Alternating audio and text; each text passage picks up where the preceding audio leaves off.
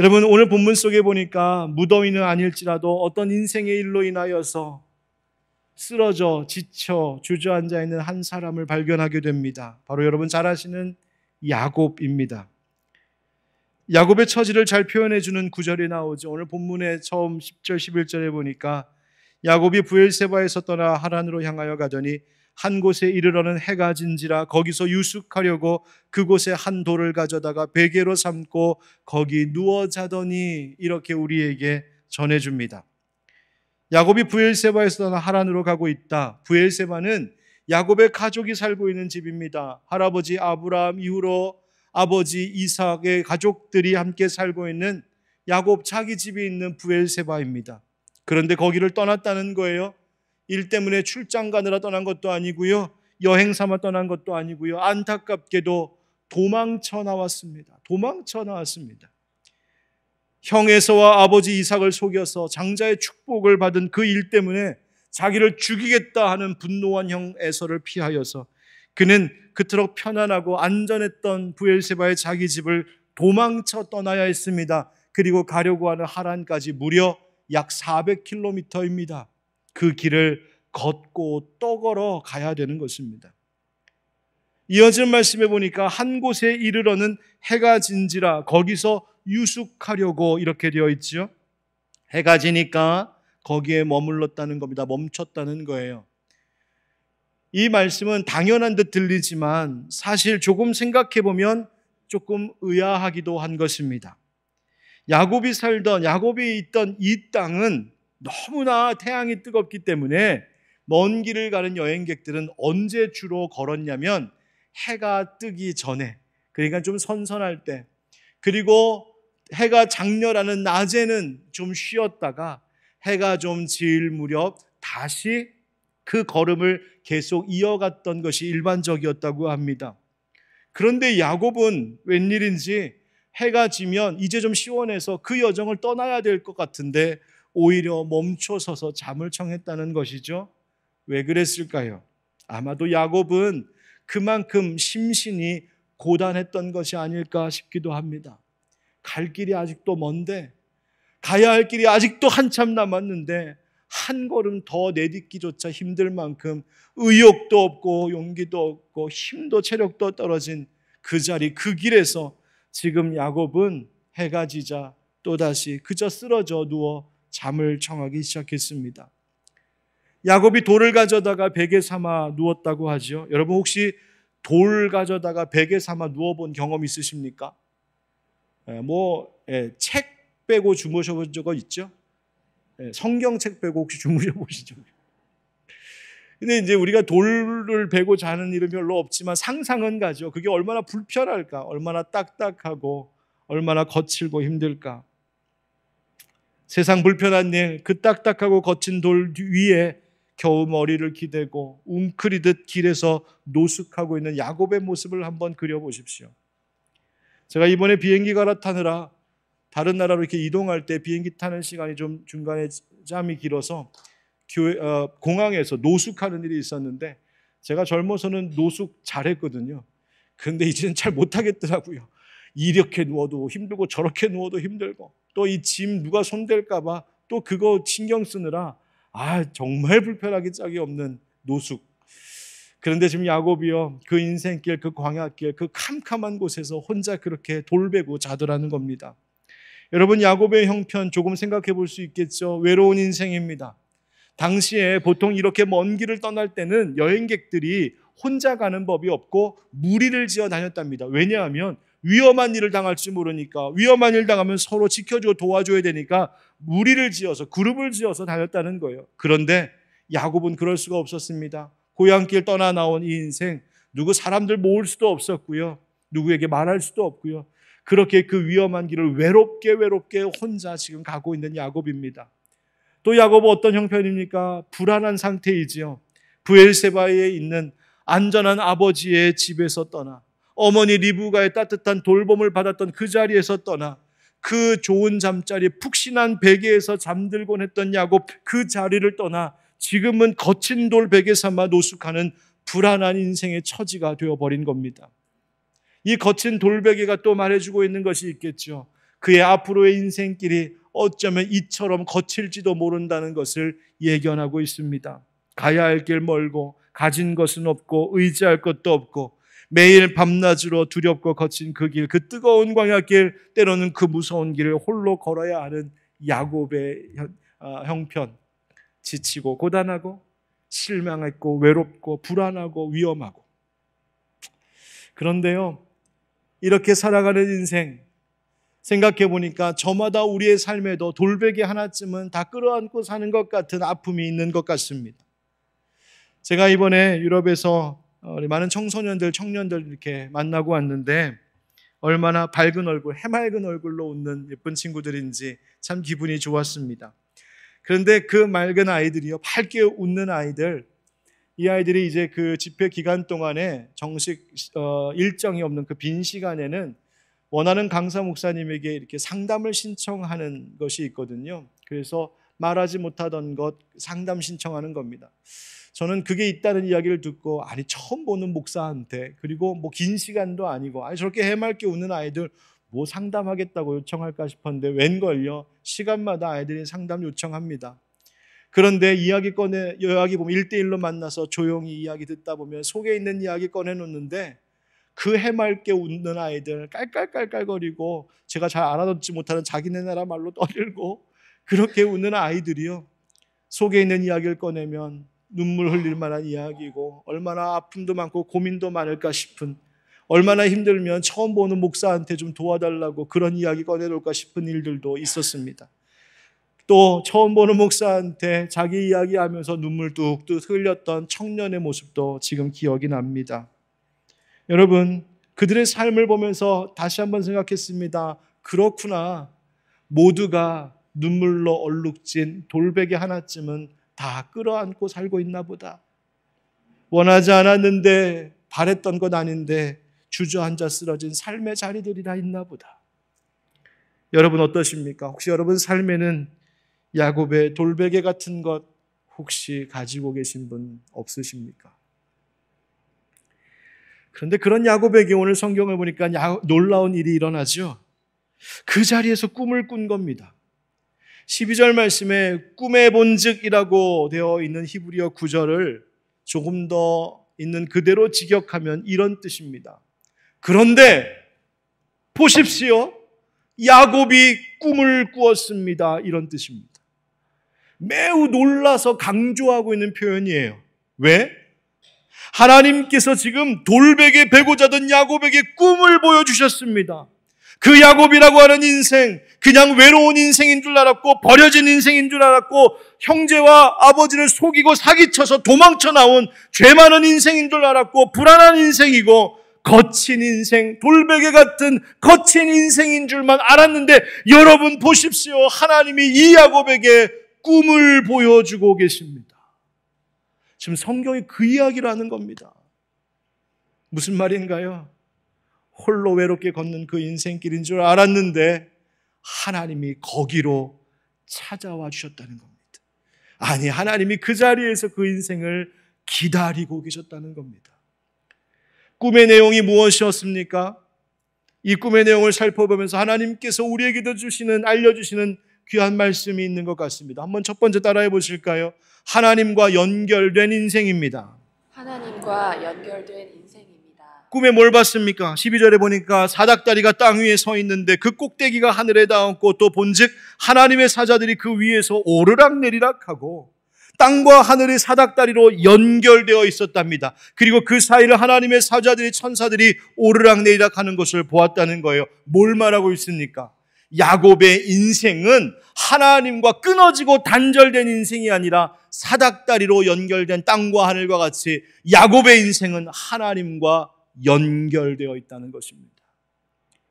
이 사닥다리가 무엇인가요? 바로 우리를 위하여 보내주신, 하나님께서 우리를 연결된 인생 되게 하시려고 우리에게 보내주신 유일한 중보자 예수 그리스도를 상징하고 있는 것이 바로 오늘 본문의 사닥다리입니다. 여러분 잊지 마십시오. 하나님의 자녀들은, 예수 믿는 자들의 삶은 늘 하늘과 연결되어 있는 인생인 줄 믿으시기 바랍니다. 예수님 때문에 우리는 하늘과 연결되어 있는 사람들입니다. 혼자인 것 같지만 혼자 사는 것 아니고요. 외롭게 세상 홀로 헤치며 가는 것 같지만 아니요. 연결되어 계신 우리 주님께서 우리의 삶을 공급하시고 책임져 주시고 지키시고 보호하신다는 것입니다. 하나님이 폭염 같은 인생의 환란 속에서 당신이 친히 그늘 되어 주신다는 것입니다. 하나님이 우리와 연결되어 있습니다. 누구 때문에? 예수님 때문에. 두 번째 따라하십시오. 하나님께서 잊지 않으시는 인생입니다. 하나님께서 잊지 않으시는 인생입니다. 13절에 보니까 또 본즉 여호와께서 그 위에 서서 이르시되 나는 여호와니 너의 조부 아브라함의 하나님이요 이삭의 하나님이라. 네가 누워있는 땅을 내가 너와 네 자손에게 주리니. 이 야곱의 할아버지 아브라함, 아버지 이삭에게 주셨던 약속들을 다시 상기시켜 주시면서 재확인시켜 주고 계시죠. 14절 말씀, 네 자손이 땅의 티끌같이 되어 네가 서쪽과 동쪽과 북쪽과 남쪽으로 퍼져나갈지며 땅의 모든 족속이 너와 네 자손으로 말미암아 복을 받으리라. 아멘. 할아버지 아브라함에게 주셨던 약속, 네가 복이 될 것이다. 그 약속을 지금 손자인 야곱에게 다시 확인시켜 주고 있다는 거죠. 무슨 말입니까? 아브라함도 이삭도 야곱도 그의 인생들이 하나님께로부터 절대 잊혀지지 않는 인생이라는 것입니다. 하나님이 기억하고 계신다. 하나님이 기억하고 계신다. 그리고 세 번째 따라합시다. 하나님께서 떠나지 않으시는 인생입니다. 하나님께서 떠나지 않으시는 인생. 15절을 한번 같이 읽어볼까요? 시작. 내가 너와 함께 있어 내가 어디로 가든지 너를 지키며 너를 이끌어 이 땅으로 돌아오게 할지라.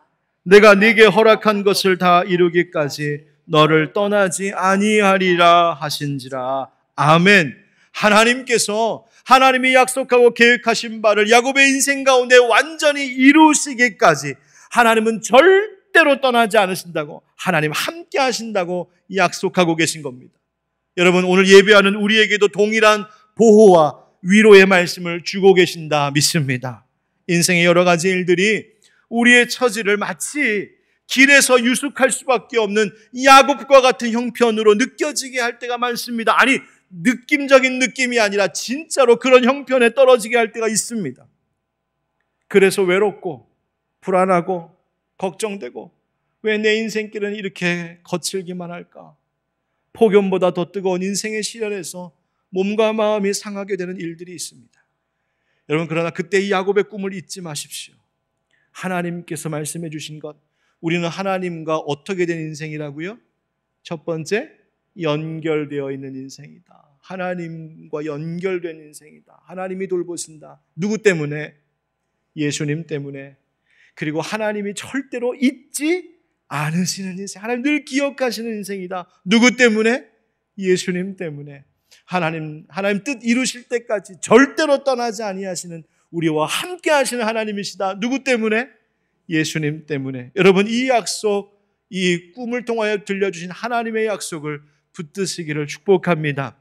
그런데 여러분, 제가 오늘 말씀을 통하여 여러분과 좀 더 생각해 보길 원하는 것은, 야곱이 꾼 꿈이 뭐였느냐도 중요하지만 야곱이 도대체 이 꿈을 어디서 꿨는지, 그리고 이 꿈을 꾸고 나서 야곱이 어떤 반응을 보였는지에 조금 더 주목하는 이 시간이었으면 좋겠다 생각합니다. 야곱이 꿈을 꾸고 나서 굉장히 중요한 고백을 하는데요. 16절, 17절 우리 같이 읽겠습니다. 시작. 야곱이 잠이 깨어 이르되 여호와께서 과연 여기 계시거늘 내가 알지 못하였도다. 이에 두려워하여 이르되 두렵도다 이곳이여, 이것은 다름 아닌 하나님의 집이요 이는 하늘의 문이로다 하고. 아멘. 야곱이 뭘 깨달았다고요? 여호와께서 과연 여기 계시거늘 내가 알지 못했습니다. 하나님 여기 계셨군요. 하나님 여기 계셨군요. 하나님이 여기 지금 이곳에 가다가 쓰러져 누워 돌 끌어다가 겨우 베고 잘 수밖에 없는 인생의 처지, 내 삶의 형편인데 하나님 이런 삶의 자리에 현존하시는 하나님이시군요. 제가 몰랐습니다. 자기의 무지함을 고백합니다. 하나님께서 자기를 떠나셨거나 저 멀리 다른 어디에 가 계신 것이 아니라 바로 그가 지금 힘겹게 돌베개 베고 자던 그 자리에, 여기에, 인생의 가장 고단한 그 자리에 하나님께서 자신을 만나주고 계심을 깨달았다는 겁니다. 야곱은 자신이 지쳐 잠든 자리, 그 거친 땅이 하나님의 집 바로 베델이 되고, 그가 베고 잤던 그 딱딱한 거친 돌베개가 하늘로 통하는 문이 되었노라고 이야기하고 있는 것입니다. 집도 아닙니다. 여관도 아닙니다. 화려한 궁전도 아니고요. 그저 황량하고 위험한 길, 그런데 그 땅에 하나님 계신 집 되었답니다. 너무 불편했던 그 베개, 눈물 자욱으로 얼룩졌을 그 거친 돌베개, 그런데 그 돌베개가 하나님 계신 하늘로 연결되는 문이 되었답니다. 다른 곳이 아니라 바로 외로움과 슬픔과 불안함, 그리고 아버지와 형을 속였다라고 하는 그 죄책감, 그 무너진 자리에서 오히려 야곱은 오 하나님 여기에 계셨군요 깨닫게 되었습니다. 여러분 보십시오. 하나님의 현존, 하나님의 지금 여기 계심을 깨닫고 사는 인생과 하나님이 여기에 계신 줄 모르고 살고 있는 인생은 큰 차이가 있습니다. 하나님이 바로 여기 계심을 알지 못할 때 인생은 다른 모든 것들이 다 갖추어져 있어도 늘 방황할 수밖에 없고 배고플 수밖에 없습니다. 신기하죠? 그게 우리가 그렇게 지음받아서 그렇습니다.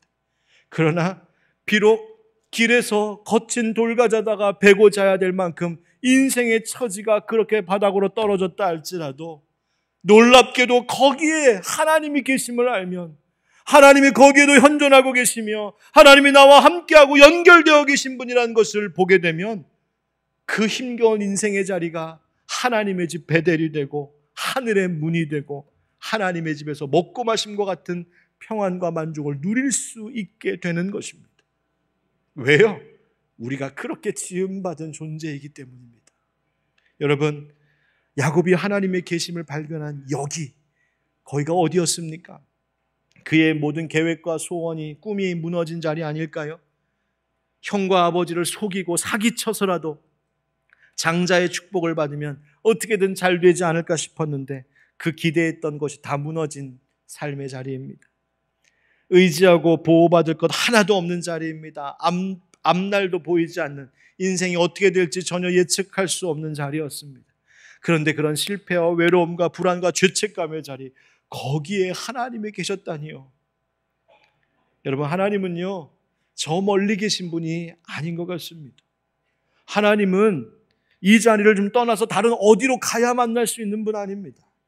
하나님은 나를 너무 힘들게 하는 사람들에게서 좀 벗어나야 하나님 평안을 누릴 수 있는 것 아닙니다. 그렇게 지긋지긋한 힘든 직장, 나를 너무 힘들게 하는 가정, 좀 그런 자리에서 벗어나야 하나님 주시는 자유가 있는 것이 아닙니다.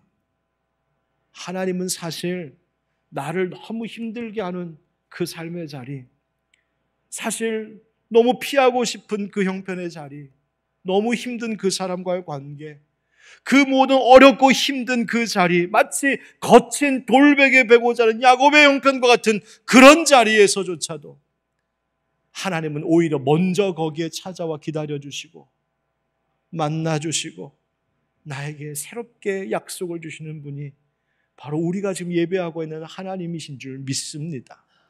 하나님은요 풍족하고 만사형통하는 자리에만 계신 분 아니십니다.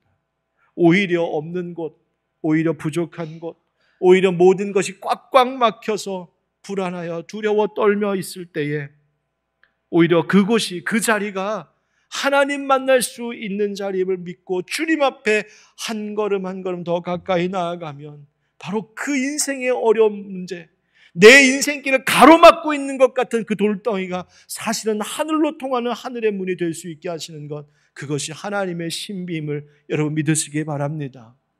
19절에 보면 베델의 옛 이름이 뭐라고 되어 있습니까? 루스 이렇게 되어 있어요. 루스는 세모로 편도나무인데, 편도나무가 바로 그 아몬드 나무입니다. 아마도 아몬드 나무가 많이 있는 지역이어서 그렇게 불렸던 모양이지요. 그런데 19절에 와서는 이 땅이 루스였고 베델이라고 불렀다 이렇게 나오지만, 사실 이 이야기가 처음 시작될 때는 이 땅이 어떤 이름을 가졌는지 지명에 관심조차 두지 않았던 땅입니다. 11절 말씀에는요 그냥 한 곳에 이르러, 거기가 어떤 땅인지 설명도 하지 않습니다. 그냥 한 곳에 이르러 그냥 그런 땅입니다. 이름도 중요하지 않고요. 그 길을 갔던 야곱에게 의미 없었던 땅입니다. 야곱이 거기를 가려고 계획을 세웠던 것도 아니고 찾아온 것도 아닙니다. 그의 여정 속에, 일정 속에 짜여져 있었던 것도 아니었습니다. 그냥 어떻게 가다 보니까 있었던 것, 쓰러진 곳, 잠들었던 곳, 고단한 곳, 원치 않았던 길. 야곱에게는 그런 땅이었다는 겁니다. 이름도 몰랐던 그 땅, 의미 없는 그 땅. 그런데 하나님께는 그렇지 않았던 거예요. 하나님께서는 사람들이 볼 때 의미 없고 불편하고 힘겹고 원치 않는 그 땅, 관심조차 주고 싶지 않은 그 땅일지라도 하나님은 오히려 거기서 야곱을 기다리고 계셨어요. 하나님은 야곱을 만날 준비를 거기서 하고 계셨고 모든 것들 세팅하고 계셨고, 그리고 야곱이 거기에 왔을 때 그로 하여금 잠들게 하고 꿈 가운데 놀라운 약속을 확인시켜 주셨던 것이죠. 여러분, 잊지 마십시오.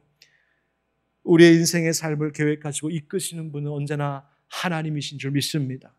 왜 나에게 이런 일이 있나요? 왜 내 인생길 가운데 이런 상황이 펼쳐지나요? 왜 내가 원치 않는 이런 형편이 되어버렸나요? 하나님, 왜 내가 늘 이렇게 돌베개 베고 자는 것처럼 이렇게 고단한 인생이어야 하나요? 불평하고 원망하느라 사실 나에게 주신 이 자리를 사랑하지 못하며 살 때가 너무나 많이 있습니다. 그러나 여러분, 그렇게 노변의 돌베개 같은 그 자리가, 그 바로 루스가 사실 하나님의 계획 속에는 나를 만나시기 위하여서 하나님이 준비하고 기다리고 계셨던 자리요, 바로 그 이름 없던 땅, 아니 루스라 불렸던 그 땅이 오히려 하나님 여기 계시는군요 할 때 베델, 하나님의 집으로 바뀌었던 것처럼 여러분의 삶의 그 어려운 형편들이 하나님 만나는 하나님의 집, 하늘문 되는 역사가 있기를 주의 이름으로 축원드립니다. 여러분, 이 동화 이야기 아시죠? 파랑새를 찾아 나섰던 오누이 이야기. 파랑새를 찾으려고 자기 딸이 아프다고 파랑새를 좀 찾아다 달라고 부탁하는 어느 할머니의 부탁을 받고, 그게 요정이었죠. 부탁을 받고 이 두 남매가 파랑새 찾으러 가지 않습니까? 그런데 찾지 못하고 돌아옵니다. 할머니에게 못 찾았다고 하니까 그 요정이 너희 집에 있는 거 달라고. 우리 집에 있는 거는 파랑새가 아니고요, 그냥 맷비둘기에 불과하다고, 별거 아니라고. 그런데 가서 보니까 어느새 그 맷비둘기가 파랑새로 변해 있었노라고. 그 이야기. 그래서 그 이야기를 가지고 사람들은 많이 이야기하죠. 행복이라고 하는 것은요, 다른 데 멀리 있는 것이 아니라 사실 우리 집에 있는 거, 우리 가까이 있는 것이라고. 그거 찾아야 된다고 말입니다. 여러분, 오늘 말씀드립니다. 행복만이 아니라 그 행복의 주인 되시고 인생의 주인 되시는 하나님, 그 하나님, 다른 곳 어디 멀리서가 아니라 바로 내 가까이, 사실 오히려 내가 힘들어 피하고 싶은 삶의 문제, 그 어려운 삶의 자리에서 오히려 하나님 만날 수 있다라고 하는 사실을 여러분 잊지 않기를 축복합니다. 그래서 그 어려운 상황 속에서도 하나님, 내가 하나님과 연결되어 있습니다. 하나님, 당신은 나를 잊지 않고 그 약속을 이루실 분이십니다. 하나님은 그 약속이 이루어질 때까지 나를 절대로 떠나지 않으실 하나님이심을 나는 믿습니다. 예수님 때문에요.